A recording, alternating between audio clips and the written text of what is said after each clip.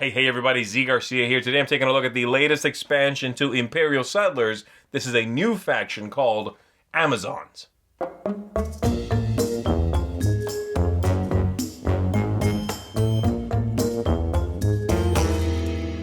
In this expansion, you are going to get, of course, the new faction of the Amazons. You're going to get some extra cards for them to replicate cards that came in other expansions for the base game. And you are going to get some more cards for the original 4 factions in the game. So you can, do a little deck building if you so desire. The Amazons bring a sort of new concept to the game. I'm going to go ahead and show you in the overview, and then we'll come on back and I'll tell you what I think of it. Obviously, I'm not going to be teaching you how to play the original game if you don't know how to do that. Go ahead and take a look at our review for the base game, and then come on back and check these out. So here's everything you are going to get for the new Amazons expansion. You are going to get a new faction board made up of 2 parts, just like all the other faction expansions. You get their main deck of 30 cards, then you also get 10 cards for each of the 3 small expansions that have come out before. So Why Can't We Be Friends? 10 cards for that. 3 is a magic number, and We Didn't Start the Fire over here. And then across the top, you've got 10 cards that tie into some of the, mechanical themes in this new faction for the other factions, the base game factions. So 10 for each of them, and then a handful of new common cards for the central deck, for the common deck. So the main idea here, we're going to go ahead and I'm going to show you mainly their original deck, their 30 cards, so you see what it is they do.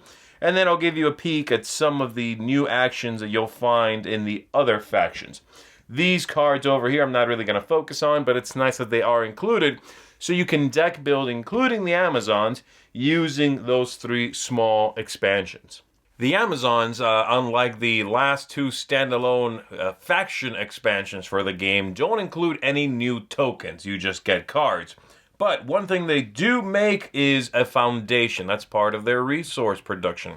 Actually, they don't make any stone or any wood, but they do make one foundation. What that means is, when you produce, you are going to draw one of these cards and just put it into play as a foundation, and they are going to revolve around manipulating the deck of cards to thin out the deck, to be able to draw exactly what they want, and to be able to cycle cards back into this deck from play. So, the idea here is a lot of the cards in the deck have building bonuses. They might not even do anything besides have a building bonus, such as this card here. It's a production card. It doesn't actually produce anything, but when you build this over here on this side, it's going to cost you a foundation, so I could discard this card to build it, and I have a building bonus of 3 wood. And that's all that card does. But later on, if I build, let's say, this card here, this training yard is a feature.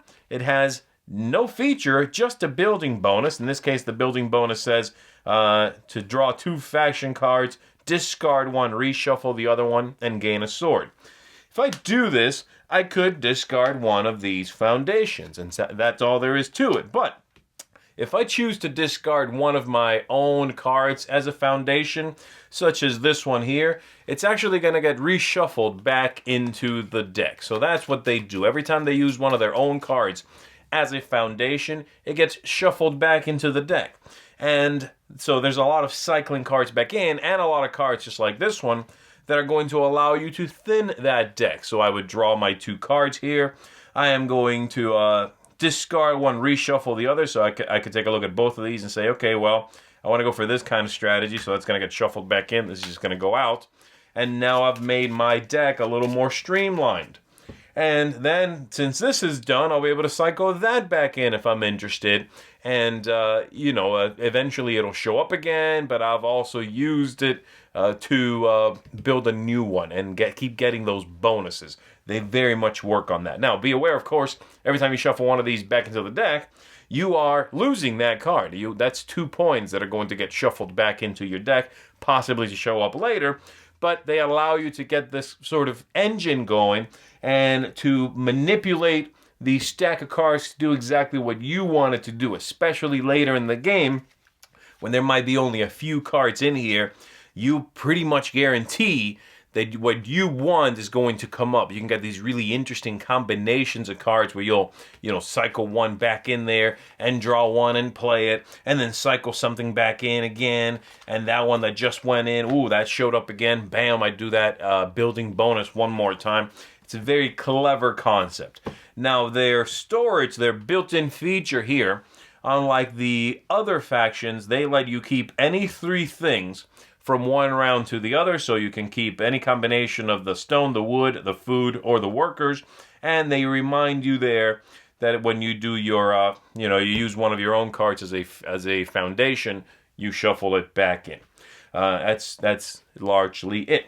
So, you are going to, besides their own deck, of course, you're going to have these other decks for the other factions, and they're all going to give you a hint of what the Amazons do in the other decks, with some really cool cards, and some of them even have a little more, confrontational concepts in them. Very clean concepts as well.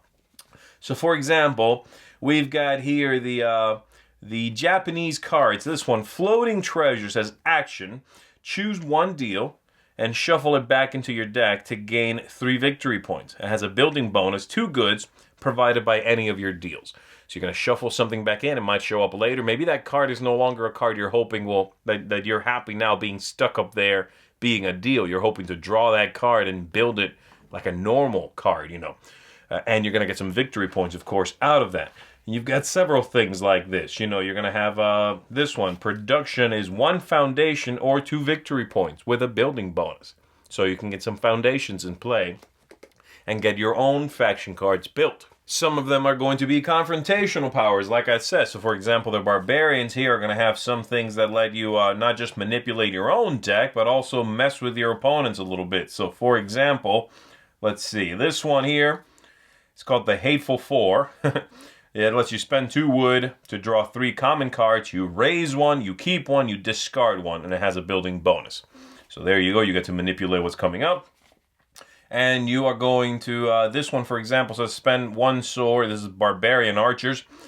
Spend a sword and choose an enemy. They must give you 1 common card from their hand. You raise that card, and you give additionally, the enemy gains a foundation. This also has a building bonus of a sword. So it feeds itself. Lots of things like that. This one here, the Attack at Dawn. Spend 2 swords to choose an enemy faction. They must shuffle that card back into their deck. Here, I'll show you one more card. This is for the Egyptians, and this card says, action, spend 2 workers to reshuffle into your deck up to 2 cards from your discard pile. Additionally, you get a victory point, and you get a building bonus of 2 workers. So, across both the original, the Amazons deck here, and the cards that you would put into the other factions, the new concepts are foundations, manipulating your deck, so adding cards back in, thinning cards out, things like that, so that you get what you want for this game, and building bonuses galore, which is very fun. So there you go. You now understand how everything pretty much works in the Amazons deck. Let's go back up top. Let me tell you what I think of this faction.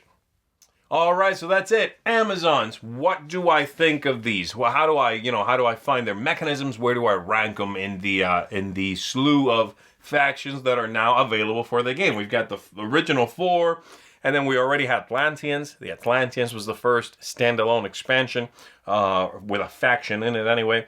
And then we had the Aztecs, and now the Amazons. I love this new concept. The sort of deck building, it's more like deck streamlining, I think. And it's a concept that is game altering in many ways, but it manages to do so without any extra tokens, with simple mechanisms, with one small thing you need to remember. Shuffle that faction card that you're using as a foundation back into your deck. That's it. That's all you need to remember to do if you're playing as this faction here. And I think it is brilliant. I like the theme a lot. That's great. The aesthetics, just as good as anything else in the game. And especially from the previous expansion, We Didn't Start the Fire, to this one, the level of typos and things like that, is considerably diminished. There's a lot more, there's a couple, but they're very minor. There's few and far between. Replayability, great, especially with the amount of cards they give you, not just for the original factions, but for this faction. The fact that they went ahead and gave you the cards for the 3 small additions to the game are fantastic.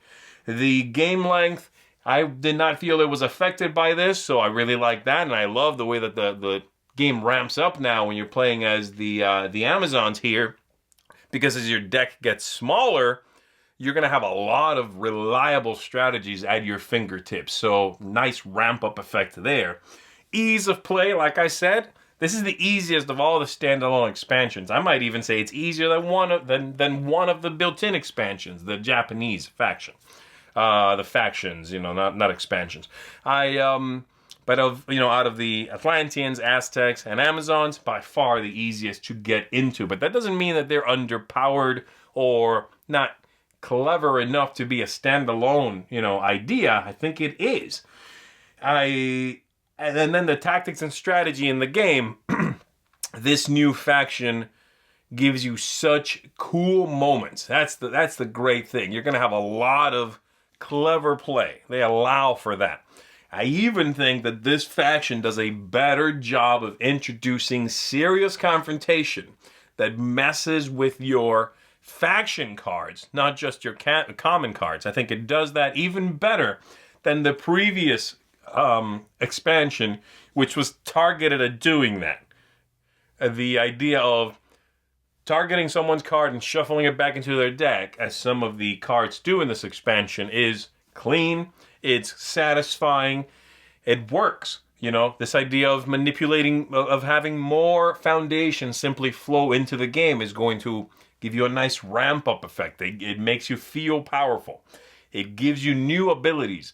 This idea of, manipulating what's coming up, both as the Amazons, which is, very much what they do, but also as the other factions, if you add those cards in, that also feels powerful and feels clean and clever.